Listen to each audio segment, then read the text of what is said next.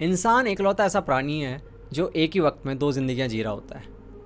एक तो वो जो उसके रियल लाइफ में चल रही है, दूसरी ज़िंदगी वो जी रहा होता है अपने दिमाग के अंदर, जहाँ वो लगातार इमेजिन कर रहा होता है कि लोग उसके बारे में क्या सोच रहे होंगे, लोग उसको कैसे देख रहे होंगे। हम अपनी ज़िंदगी में ना फैसले नहीं लेते, हम फैसले लेने से पहले ये भी कैलकुलेट कर लेते हैं कि लोग क्या सोचने वाले हैं, लोग क्या ओपिनियन बनाने वाले हैं। मैं कुछ पहनने वाला हूँ, उससे पहले मैं ये सोच लेता हूँ कि मैं कैसा दिखूँगा, लोग मुझे कैसे परसीव करेंगे।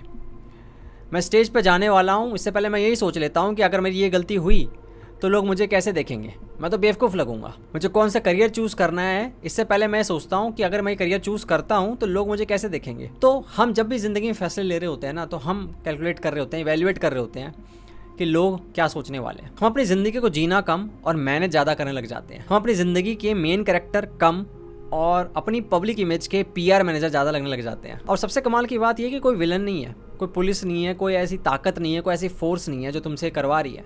सिर्फ 3 शब्द हैं जो तुम्हारे अंदर डाल दिए गए हैं, और वही 3 शब्द जो है वो विलन है, और वही तुमसे ये सब कुछ करवा रहे हैं। वो 3 शब्द हैं लोग क्या सोचेंगे, लोग क्या कहेंगे। यही 3 शब्द तुम्हें कंट्रोल कर रहे हैं बचपन से लेकर अब तक। तो सबसे बड़ा सवाल यह है कि ये लोग हैं कौन जिनको हम इतनी इंपॉर्टेंस दे बैठे हैं अपनी ज़िंदगी में भाई, कि उनके हिसाब से हम ज़िंदगी जी रहे हैं। कुछ रिश्तेदार जो साल में 2 या 4 बार मिलते हैं मुश्किल से, या फिर तुम्हारे पड़ोसी जिनको तुम अच्छे से जानते भी नहीं हो, तुम्हें उनका नाम तक नहीं पता, या फिर तुम्हारे साथ काम करने वाले, तुम्हारे साथ पढ़ने वाले। कौन है वो लोग? या फिर वो स्ट्रेंजर जो इंटरनेट पे बैठा हुआ है, जो तुम्हारी वीडियोस देख रहा है या तुम्हारे पोस्ट देख रहा है, तुम्हारी रील देख रहा है और कमेंट कर जाता है। कई बार तो ये होता है, ये जो लोग हैं ना, ये रियल लाइफ में होते ही नहीं है, ये हमारे दिमाग में होते हैं बस। अब एक छोटा सा ऑब्जर्वेशन करते हैं। मान लो तुम मार्केट में जा रहे हो, चल रहे हो, बड़े मजे से चल रहे हो, और एकदम से गिर पड़ते हो। गिरने के बाद तुम्हें चोट लगी हुई है, लेकिन तुम्हारा ध्यान चोट से पहले इस बात पे जाता है, भाई किसी ने देखा तो नहीं मैं गिर गया। तुम्हारा दिमाग सबसे पहले उस फिजिकल पेन पे नहीं जाता, तुम्हारा दिमाग जाता है कहीं ऑरा डाउन तो नहीं हो गया मेरा भाई, लोगों ने देख तो नहीं लिया कि यार देख कितना बड़ा बेवकूफ़ है, चलते चलते गिर गया। दिमाग जो तुम्हारा है वो तुम्हारे फिजिकल पेन से ज़्यादा तुम्हारी ईगो पे जो ठेस पहुंची है उसको रजिस्टर करता है। यही तुम्हारी पूरी साइकोलॉजी छिपी हुई है भाई, कि तुम्हें कितना फ़र्क पड़ता है दुनिया से। तुम्हें इस चीज़ से दिक्कत नहीं कि तुम गिर गए, तुम्हें इस चीज़ से दिक्कत है कि तुम्हें किसी ने गिरते हुए देख लिया। मान लो तुमसे मैं कहूँ, एक सिनेरियो दूँ तुम्हें, कि मान लो कल से ऐसा हो तुम्हें कोई जज नहीं करेगा, कोई भी जज नहीं करेगा कल से तुम्हें, तुम कुछ भी करो, तो क्या तुम अपनी ज़िंदगी को वैसे जियोगे जैसे अभी जी रहे हो? और अगर तुम्हारा जवाब आता है नहीं, तो समझ लो कि भाई अभी तुम अलग तरीके की ज़िंदगी जी रहे हो, बहुत ही नकली ज़िंदगी जी रहे हो। अगर हम ध्यान से देखें ना, तो लोगों के हमें रिजेक्शन से डर लगता है, उनकी हंसी से नहीं। कहीं भाई हमारी वैल्यू तो कम नहीं हो गई? तो सवाल ये नहीं है कि लोग हमें जज क्यों करते हैं, सवाल यह है कि उनकी जजमेंट हमारे लिए इतनी इंपॉर्टेंट क्यों है। अब इन सवालों का जवाब ढूंढने के लिए हमें इंसान के दिमाग से पहले उसके इवोल्यूशन तक जाना पड़ेगा। हमें उस दुनिया में लौटना पड़ेगा जहाँ किसी की ओपिनियन तुम्हारी फीलिंग्स को नहीं, तुम्हारे सर्वाइवल को डिसाइड करती थी। आज के वक्त में हो सकता है कि कोई तुम्हें गलत कमेंट कर दे सोशल मीडिया पे, तो तुम्हारा पूरा मूड खराब हो जाएगा। लेकिन आज से 1-1.5 लाख साल पहले अगर हम चलें, तो वहाँ पर ना बात कुछ और थी। वहाँ पर बात सिर्फ रेपुटेशन की नहीं थी तुम्हारे, वहाँ बात सर्वाइवल की थी। लोग तुम्हारे बारे में क्या सोच रहे हैं उस वक्त, वो डिसाइड करता था कि तुम जीने वाले हो कि नहीं। क्योंकि उस वक्त ऐसा नहीं था कि आप अकेले रह सकते थे। उस वक्त हम ट्राइब में रहा करते थे भाई, ग्रुप रहा करता था, मिल बांट के सब कुछ किया जाता था, शिकार किया जाता था, खाया जाता था, रिसोर्सेज बांटे जाते थे, एक दूसरे का ध्यान रखा जाता था। तो ट्राइब के अंदर आपको अपनी वैल्यू बना के रखनी थी, और कॉन्स्टेंटली इवेल्युएट होता रहता था कि कौन सा इंसान भरोसे लायक है, ट्रस्टवर्दी है, कौन सा इंसान भाई झूठा लग रहा है, कौन सा इंसान धोखा दे सकता है। तो बहुत सोचा जाता था इसके बारे में गॉसिप्स किए जाते थे। जो एवोल्यूशनरी साइकोलॉजिस्ट हैं वो बोलते हैं गॉसिप्स यहीं से निकले हैं। आज के वक्त में जो गॉसिप्स हैं वो ठीक है, उनकी अलग वैल्यू है, लेकिन उस वक्त सर्वाइवल वैल्यू थी उनके अंदर। क्योंकि गॉसिप्स करते वक्त डिसाइड होता था कि भाई कौन सा इंसान जो है वो सही इंसान है, किस इंसान को ग्रुप में रहने का अधिकार है, कौन सा इंसान है जिसको निकाल दिया जाना चाहिए। और अगर आपका नाम उस लिस्ट में आ जाता है जहाँ पर आप पे भरोसा नहीं किया जा रहा, आपको गलत समझा जा रहा है, आपके बारे में बुरा भला कहा जा रहा है, और मान लो आपको इसके बाद निकाल दिया जाए उस ग्रुप से, तो वो एक तरीके से डेथ पनिशमेंट होती थी। आप अकेले सर्वाइव नहीं कर सकते उस जगह में, शेर आएगा खा जाएगा आपको। ट्राइब में रहने के कारण ही हम जिंदा रह पाए हैं, होमो सैपियंस। तो इवोल्यूशन ने क्या किया ना, फिजिकल पेन के साथ साथ सोशल पेन को भी इंक्लूड कर दिया कि भाई जैसे इसको रिजेक्ट किया जाएगा इसको दर्द होगा। अगर तुम किसी न्यूरो साइंटिस्ट जाके पूछोगे तो बोलेगा हाँ, काफ़ी हद तक जो फिजिकल पेन और सोशल पेन है, रिजेक्शन वाला पेन है, वो सेम है। तो तुम्हारा दिमाग ना रिजेक्शन को एक पेन के रूप में लेता है, एक पेन के रूप में रजिस्टर करता है, और उसको बुरा लगता है, और उसको लगता है कि भाई कुछ गड़बड़ है। थ्रेट है। ठीक है भाई, वो उस वक्त की बात थी, उसमें सर्वाइवल वैल्यू थी, लेकिन अब टाइम चेंज हो गया। लेकिन यार वायरिंग चेंज नहीं हुई, इतनी जल्दी चेंज नहीं होती है वायरिंग, ठीक है, कि कोई सॉफ्टवेयर बदल दिया एकदम से आपने। अब हम ट्राइब में रहते नहीं है, अब वक्त बदल चुका है भाई, अब तुम अकेले भी रह सकते हो, और तुम्हारी रेपुटेशन कैसी है उससे तुम्हारी सर्वाइवल वैल्यू बिल्कुल डिसाइड नहीं होती है। हाँ, वो अलग बात है कि भाई को तुमसे दूरी बना ले, लेकिन उससे तुम्हारी ज़िंदगी पे कोई खतरा नहीं आता। कोई रैंडम इंसान अगर तुम्हारी वीडियो पे कमेंट कर देता है या तुम्हारे पोस्ट पे कमेंट कर देता है कि भाई तू गधा है, तू बेवकूफ़ है, ठीक है, तुझे भरोसा नहीं कर सकता, तो इसका मतलब ये नहीं है कि तुम्हारे साथ कुछ होने वाला है, तुम्हें कोई खतरा है ज़िंदगी का। लेकिन तुम्हारा ब्रेन उसको ऐसा थ्रेट रजिस्टर करता है, इसलिए तुम्हारा मूड ख़राब हो जाता है, तुम्हें तकलीफ़ होती है कि यार मैं इतना बुरा हूँ कि यार मेरे बारे में ऐसे कहा जा रहा है। इसलिए लोगों को नेगेटिव कमेंट्स जो होते हैं, लोग क्या सोचेंगे, लोग क्या देखेंगे, लोग तुम्हारे बारे में क्या सोच रहे हैं, ये अभी भी मैटर करते हैं। तुम्हारा ब्रेन नहीं जानता ना, तुम्हारा ब्रेन फ़र्क नहीं कर सकता, उसको अभी भी लगता है कि यार ये प्रॉब्लम है, इसमें मेरी ज़िंदगी में कोई प्रॉब्लम आने वाली है, कोई थ्रेट है ये, तो अभी भी उसके लिए मैटर करता है लोग क्या सोच रहे हैं उसके बारे में, लोग क्या बातें कर रहे हैं उसके बारे में। लेकिन बात सिर्फ इवोल्यूशन तक सीमित नहीं रह जाती। अभी जो कीड़ा है ना, लोग क्या कहेंगे वाला, ये हमारे दिमाग के अंदर जाके बैठ चुका है पूरी तरीके से। बचपन से पहले हमें प्रोग्राम किया गया कि बेटा ऐसे मत बैठो, बेटा ऐसे करो, वैसे करो, और हम पूछते हैं कि ऐसा क्यों है बेटा, उनको बुरा लगेगा ना, ऐसे नहीं बैठा जाता, लोग क्या कहेंगे तुम्हारे बारे में, देखो कितने गंदे बच्चे हो तुम। तुम्हारे दिमाग के अंदर ये बातें बैठा दी गई, हम प्रोग्राम हो गए इस तरीके से। और उसके बाद जब लोगों ने ये बोलना बंद कर दिया तो ऑलरेडी हम खुद के जज बन गए। हमने मान लिया कि सोसाइटी ऐसी वर्क करती है, हमें ऐसे ही एक्ट करना होता है, हमें ऐसे ही बैठना होता है, हम जब ऐसा नहीं करेंगे तो लोग हमारे में गलत सोचेंगे। अब एक साइकोलॉजिकल इफेक्ट होता है जिसको कहते हैं द स्पॉटलाइट इफेक्ट। वो खास करके टीनेज के वक्त तो होता ही होता है। ऐसा होता है कि ना हमें लग रहा होता है कोई लाइट है हमारे ऊपर, स्पॉटलाइट पड़ रही है और दुनिया हमें ही देख रही है।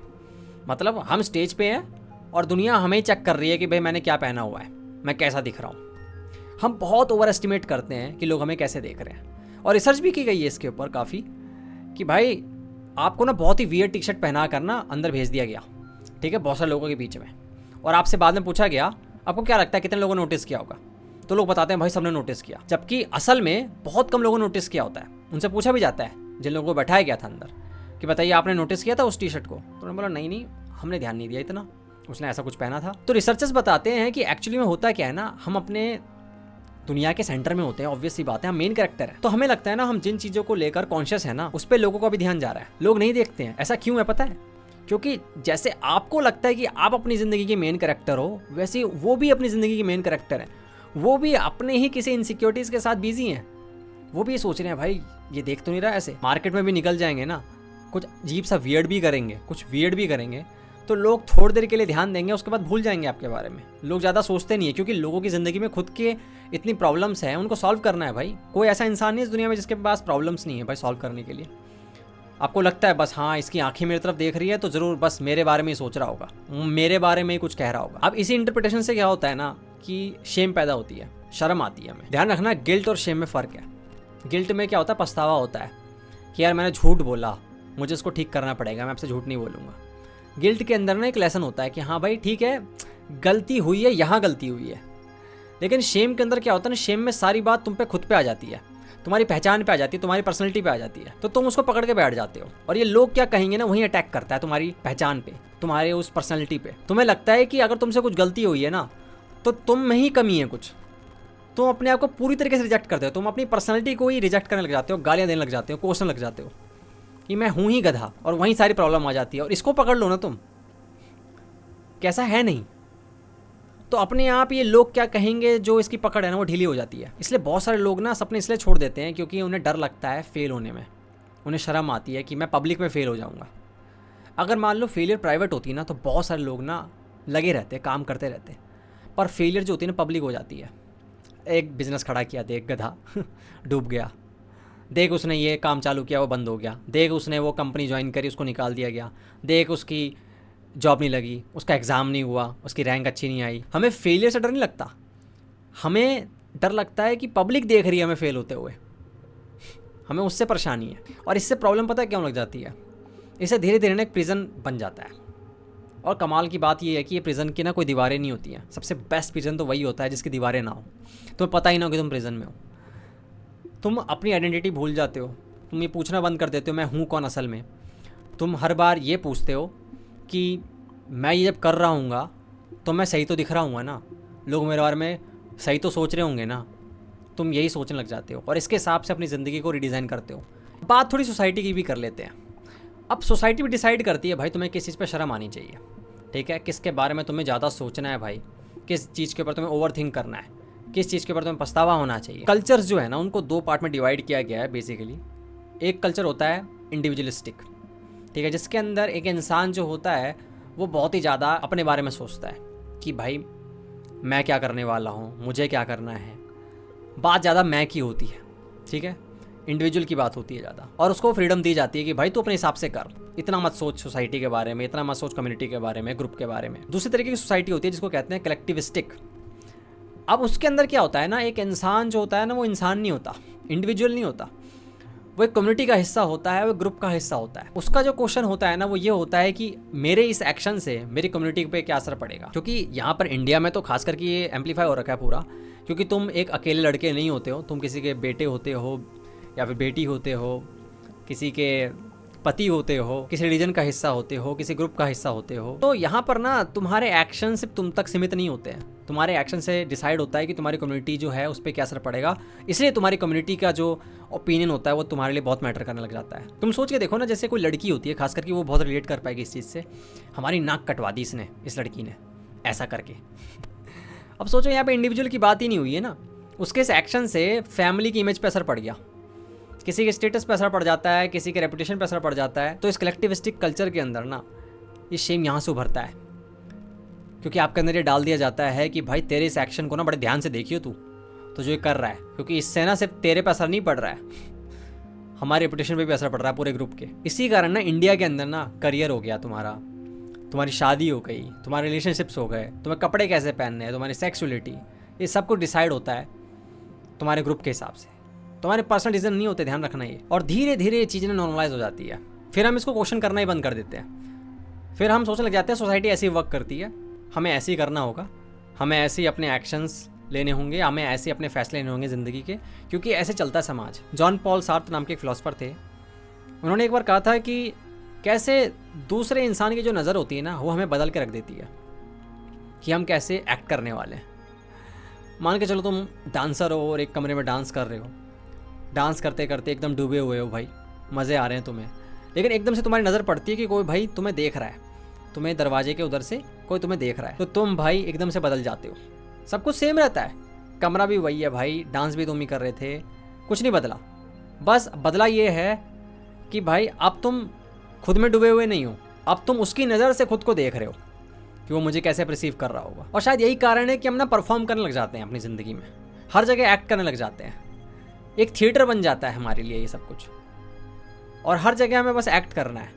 किस सिचुएशन के अंदर हमें कैसे एक्ट करना है हमें पहले पता चल जाता है, क्योंकि हमें पता होता है कि हमें ऐसे देखा जा रहा होगा, और जब हमें ऐसे देखा जा रहा है तो हमें कैसे एक्ट करना हमें पता है। अभी मान लो अगर फ्रेडरिक नीचे आ जाएँ तो वो ये बोलेंगे भाई तुम्हारे जो डिज़ायर्स हैं ना वो भी तुम्हारे नहीं हैं, वो भी तुमने बोरो किए हुए हैं, कि मुझे रिस्पेक्ट चाहिए, मुझे पैसा चाहिए, मुझे ये चाहिए, ये सब कुछ तुम्हें सोसाइटी ने दिया है भाई, सोसाइटी ने तुम्हें ऐसा बना दिया है कि तुम्हें लगता है यही सक्सेस है और यही तुम्हें चाहिए। अब यहाँ पे स्टोइक एंगल भी आ सकता है। स्टोइसिज्म जो है वो फिलॉसफी कहती है भाई जो तुम कंट्रोल नहीं कर सकते हो उसको लेके परेशान क्यों होना है। तो लोगों के ओपिनियन को तुम कंट्रोल नहीं कर सकते, वो तुम्हें कैसे रिसीव करने वाले तुम इसको कंट्रोल नहीं कर सकते, वो कैसे तुम्हें जज करने वाले हैं, उनके दिमाग में क्या चल रहा है तुम कुछ कंट्रोल नहीं कर सकते। तो फिर क्यों दिमाग लगा रहे हो भाई वहाँ, क्यों अपनी एनर्जी खर्च कर रहे हो वहाँ पे। और जब तुम ये सोचना बंद कर दोगे ना कि लोग तुम्हारे बारे में क्या सोच रहे हैं, तब तुम असल मायने फ्री हो जाओगे। और फ्रीडम का मतलब ध्यान रखना ये नहीं है कि लोग तुम्हारे बारे में कुछ सोचेंगे ही नहीं, तुम पे कभी लेबल नहीं लगाएंगे, तुम पे कमेंट पास नहीं करेंगे, या फिर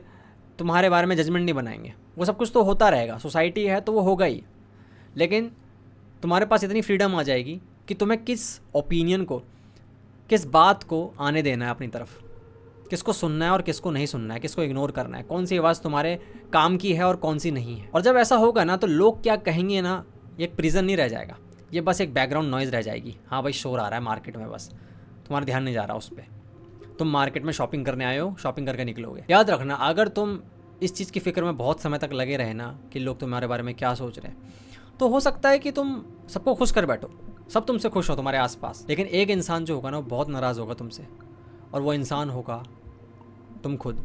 तो आज के लिए इतना ही। Thank you so much for watching. मिलते हैं अगली वीडियो में, तब तक के लिए ध्यान रखो। Good bye.